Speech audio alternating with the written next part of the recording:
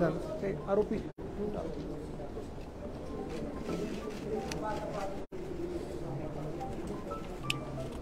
पण गुन्हा कधी दाखल केला? 18 नाही, गुन्हा 19 दाखल केला. 18 बॉडी सापडली.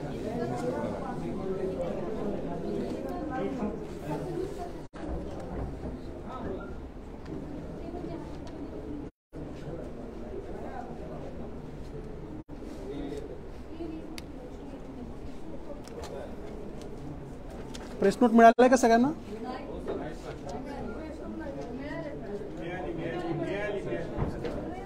ठीक, ओके.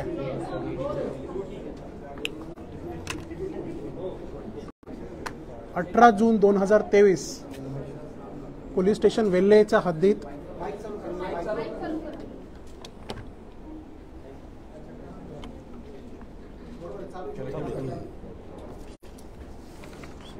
चालू दिनांक 18 जून 2023 रोजी पोलीस स्टेशन वेल्हेच्या हद्दीत आपल्याला एक डेड बॉडी सापडली होती गुंजवणे गावाच्या इथं.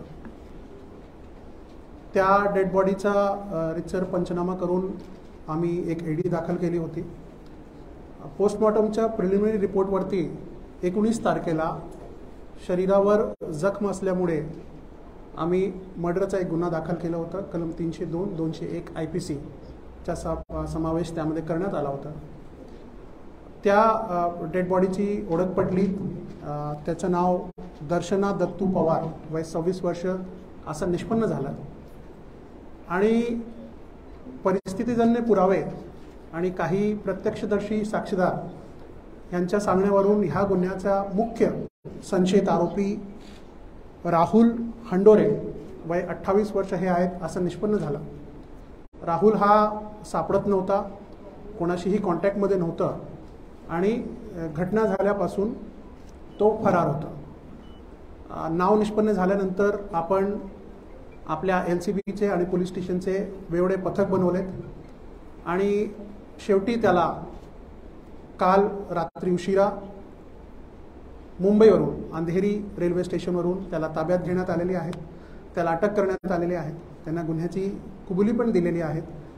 या गुन्ह्याचा पुढचा तपास SDPO हवेली हे करीत आहे. ह्यांनी हा गुन्हा नेमका कसा केला, पूर्ण सिक्वेन्स ऑफ इव्हेंट्स काय होते, याच्या पाठीमागचा हेतू काय होता, मोटिव्ह काय होतं, हे सगळ्या गोष्टी इंट्रोगेशनमध्ये क्लिअर होईल. आज ह्या आरोपीला आम्ही माननीय न्यायालयाच्या समोर हजर करणार आणि पोलीस कस्टडीची मागणी करणार. पोलीस कस्टडी मिळाल्यानंतर ह्याच्या डिटेल्ड इंट्रोगेशन केल्यानंतर ह्या गुन्ह्याचे बाकीचे फॅक्ट्स समोर येणार. जसं मी तुम्हाला आता सांगितलं की नेमकं डिटेल्ड इंट्रोगेशन करायची वेळ आम्हाला अजून मिळालेली नाही आहे.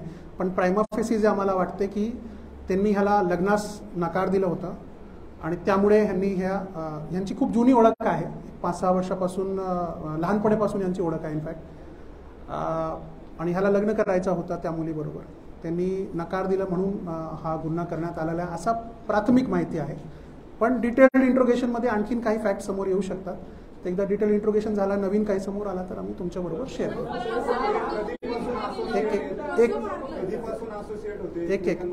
करू.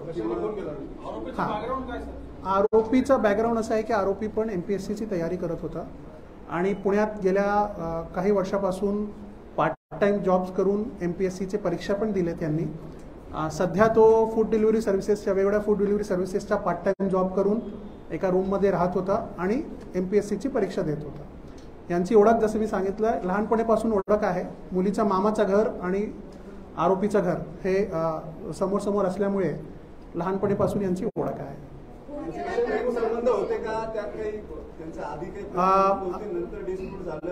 आणि पुन्हा आता पोस्ट काढल्यानंतर त्यांनी लग्नाचे प्रपोजल दिलं असं काही आहे? ते आता सध्या नाही सांगता येणार मला, पण ह्यांची ओळख होती आधीपासून एवढं मी तुम्हाला सांगू शकतो. पण नेमकं प्रेम प्रकरण होतं नाही होतं हे सगळ्या डिटेल्ड इंट्रोगेशन नंतरच क्लिअर होईल. नाही, नातेवाईक नाही आहे. नाही, दर्शनाने नकार दिला. आता ह्या ट्रेनने फिरत होता वेगळ्या ठिकाणी, आम्हाला याचं लोकेशन पण येत होता. आता पूर्ण जसं मी सांगितलं पूर्ण इंटरोगेशनमध्ये क्लिअर होईल कुठे कुठे गेलं, काय काय केलं. राज्यात तो गेला होता आणि कोणाशी संपर्क आमच्या होता? माहितीप्रमाणे हा जे आतापर्यंत आम्हाला माहिती आली आहे ते वेस्ट बेंगॉलमध्ये गेलं होतं आणि महाराष्ट्रात पण वेगवेगळ्या ठिकाणी गेलं होतं. शेवटी अंधेरीवरून याला मुंबईवरून आम्ही अटक केली. घरातल्यांशी संपर्कात होता हा? घरच्या काही लोकांबरोबर ह्याचे अधूनमधून संपर्क झालेले होते. त्याच्यासोबत आणखी कोणी होतं असं काही अंदाज की त्या- अजून काही ती माहिती अजून नाही आहे आमच्याकडे. जसं मी सांगितलं ही प्रिलिमिनरी माहिती आता कालच रात्री त्याला पकडलं आहे. लव्ह ट्रायंगल वगैरे आहे का? नाही अजून तर असं काही दुसरं कोणीतरी इंटरेस्टेड होतं त्याच्यामुळे ती नाही म्हणते. अजून तर असं काही नाही आहे समोर.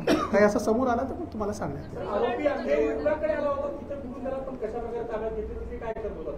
नाही अंधेरी रेल्वे स्टेशनवर होता तो. कदाचित दुसऱ्या ट्रेनने पडून जाण्याच्या उद्देशाने किंवा कुठल्याही उद्देशाने ते आला ते नाही, पण रेल्वे स्टेशनवर होता. आम्हाला माहिती मिळाली आम्ही त्याला अटक केली. पोस्टमॉर्टम रिपोर्टमध्ये डोक्यावरती मारणारा आलेला आहे. येस. त्याच्यामुळे आता हा डिटेलमध्ये सांगेल नंतर, पण स्पॉटवरून आपल्याला काही दगडावर खूण आहेत आणि प्रिलिमिनरी पोस्टमॉर्टम रिपोर्टमध्ये शरीरावर शार्प वेपनचे पण मार्क्स आहेत. तर कुठल्या वेपनचे हे ट्रेकिंगसाठी म्हणून गेले होते, तर ह्यांनी ठरवून केलं की तिथं दोघांमध्ये डिस्प्यूट झाला आणि त्यामध्ये हे घडलं? नाही आता त्यांनी ठरवलं होतं, कधी ठरवलं होतं, तयारी कशी केली होती, सोबत काही वेपन घेऊन गेलं होतं का, ह्या सगळ्या गोष्टी डिटेल इंट्रोगेशनमध्येच समोर येईल. आता त्याची मानसिक परिस्थिती त्यावेळेला काय होती ही too early to say that. आम्ही डिटेल इंट्रोगेशनमध्ये आपण बाकी सगळ्या गोष्टी समोर. वेपनचे काही मार्क्स आहेत असं म्हटलं की वेपन काही मिळून आलंय त्याच्याकडे किंवा स्पॉटवर मिळालंय? अजून तर काही नाही वेपन मिळालं आहे आम्हाला, पण शार्प ऑब्जेक्टचे मार्क्स त्याच्या बॉडीवर आहे हे प्रिलिमिनरी रिपोर्टमध्ये आलेलं आहे. इनफॅक्ट अजून डिटेल्ड पीएमची रिपोर्ट पण डिटेल्ड येणे बाकी आहे, ते डॉक्टरांनी अजून नाही दिलेले. सिक्वेन्स ऑफ इव्हेंट काय होती? म्हणजे ते इथून गेल्यापासून ते मर्डर होईपर्यंत तो निघून जाईपर्यंत सिक्वेन्स ऑफ इव्हेंट काय? हां तर मी सुरुवातीला तोच तुम्हाला सांगितलं की सिक्वेन्स ऑफ इव्हेंट्स, मोडस हे सगळ्या त्यावेळेला क्लिअर होईल 2-3 दिवसांनी इंट्रोगेशन केल्यानंतर. आता आम्हाला जे आमच्याकडे जे परिस्थितीजन्य पुरावे आहे त्यामध्ये असं दिसत आहेत की हे सकाळी 8:30च्या जवळपास हे गेले होते वरती, सुरू केलं होतं ट्रेक यांनी, आणि परत येताना हा एकटाच आला. हा आम्हाला दिसतोय समोरच्या पुराव्यांमध्ये. ह्यांनी काय काय केलं ह्या मधल्या कालावधीत हे आता ह्याच्या डिटेल इंट्रोगेशनमध्ये क्लिअर. वरती कोणी आहे? वरचा आय विटनेस नाही आमच्याकडे, पण आजूबाजूच्या स्पॉटचे आय विटनेस आहे आमचे. सरपंच रामनाथच्या बाईकवर किती वेळ घालवला, किती वेळ एकत्र होते? किती वाजता आला? खाली किती वाजता आला? सकाळी 8:30 वाजता राऊंड झाली. 9:45चा टायमिंग आहे. टाइम स्टॅम्प सीसीटीव्ही परत खाली किती वाजता आला? 9:45 सकाळी सकाळी. सकाळी किती वाजता, सर? 10:00 किती वेळ एकत्र 9:45 होते बाईकला? 9:11 परत आलाय. पावणे 10 ते पावणे 11. नाही 8:30 ते 9:15. नाही मोटरसायकल नाही सीज आहे अजून कोणी. भेटली का पण काय म्हणताय? मोटरसायकल मिळाली का? नाही ना, मिळाली नाही म्हणजे सीज नाही ना. Sir, accused has confessed his crime, so that only love affairs behind the murder or anything else like I just said that prima facie what appears is that the deceased girl disagreed to his marriage proposal and that is why he has murdered the girl. But since we have only got hold of the accused late last night, we haven't had the chance to had a detailed interrogation of the accused. We will produce the accused in front of the honorable court and request a police custody remand. Once we get the police custody remand and we do a detailed interrogation, there are a lot of other facts that may come forward and a lot of other evidences also that we are going to gather. Because it is a serious offence, we have given the investigation to the subdivision police officer, Mr. Bhausar Dole. He will be doing a detailed scientific investigation. Sir काही तक्रारी सुद्धा आहेत. जेव्हा body recover केली आहे वरून, तर केस वगैरे तिथेच राहिलेले होते बॉडी आणल्यानंतर सुद्धा. हे फोरेन्सिक एव्हिडन्सेस गोळा केलेले नाहीत असं सुद्धा. अशी काही तक्रार आमच्या समोर तर नाही आली आहे, पण काही असेल तर जसं मी आता तुम्हाला सांगितलं की SDPO करतायत इन्व्हेस्टिगेशन. जर असं काही कोणाची चूक आढळून आली तर definitely we will take care of it.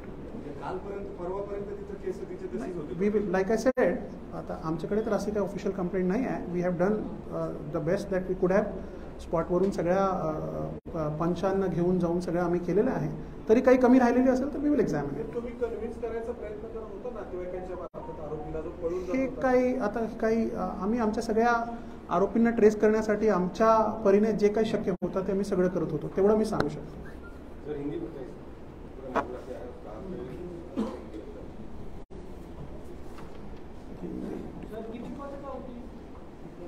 5 पथक बनवले होते आमचे. ते वेगवेगळ्या ठिकाणी आम्ही तपास करत होतो. तर कुठे सर त्याच्या शोधासाठी आपण महाराष्ट्राच्या बाहेर कुठे गेलो होतो? महाराष्ट्राच्या बाहेर नव्हतो गेलो अजून. 18 तारीख को वेल्हे पुलिस स्टेशन की हद में गुंजवणे गांव के पास एक स्त्री का शव हमको मिला था.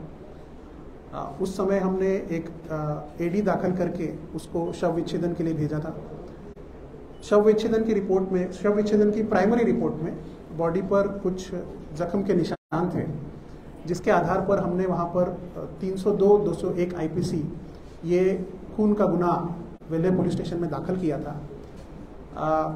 उस लड़की की ओळख, उस लड़की की पहचान दर्शना दत्तू पवार वय 26 वर्ष, ऐसी उसकी पहचान हुई थी.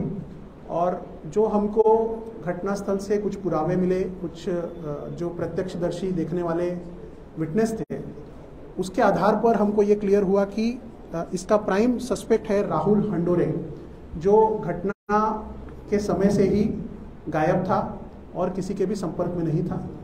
इस आधार पर हमने अलग अलग टीम्स बनाए थे उसको ट्रेस करने के लिए. कल रात को लेट नाइट हमने उसको मुंबई में ट्रेस किया है, उसको ताबे में लिया है. आज हम उसको माननीय न्यायालय के सामने पेश करके उसकी पुलिस कस्टडी रिमांड की रिक्वेस्ट करेंगे और उसका डिटेल्ड इंट्रोगेशन करेंगे. प्राइमरीली उसने ये कबूल किया है कि उसने ये गुनाह किया है और प्राइमा फेसी ऐसा लगता है कि